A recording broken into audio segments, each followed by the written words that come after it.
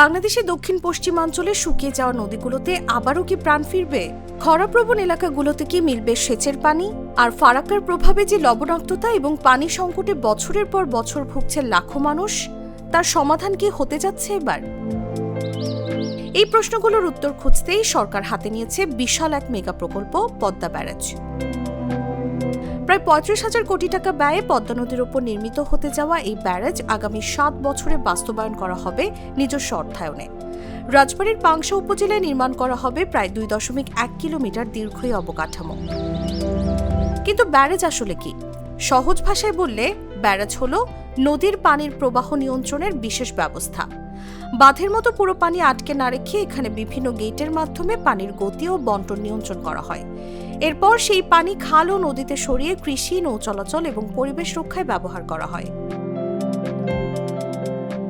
সরকার বলছে পদ্মা ব্যারাজের মাধ্যমে গড়াই, মধুমতি, হিসনা, মাথাভাঙা, চন্দনা, বারাশিয়া, বড়াল ও ইছামতি সহ মৃতপ্রায় নদীগুলোতে আবারও পানির প্রবাহ ফিরিয়ে আনা হবে। প্রকল্পটি বাস্তবায়িত হলে দেশের ২৪টি জেলার প্রায় ৭ কোটি মানুষ উপকৃত হবে। প্রায় ২৯ লাখ হেক্টর জমিতে সেচ দেওয়া সম্ভব হবে। বাড়বে ধান ও মাছের উৎপাদন।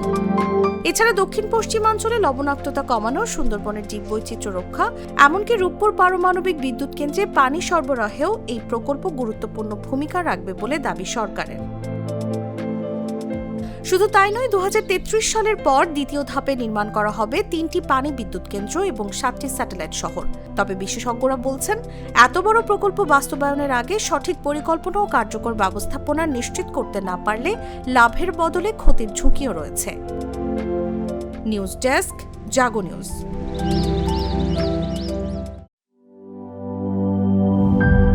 RFL SWR পাইপি মাপে যা বলে তাই দেয়। RFL SWR Pipe and Fittings।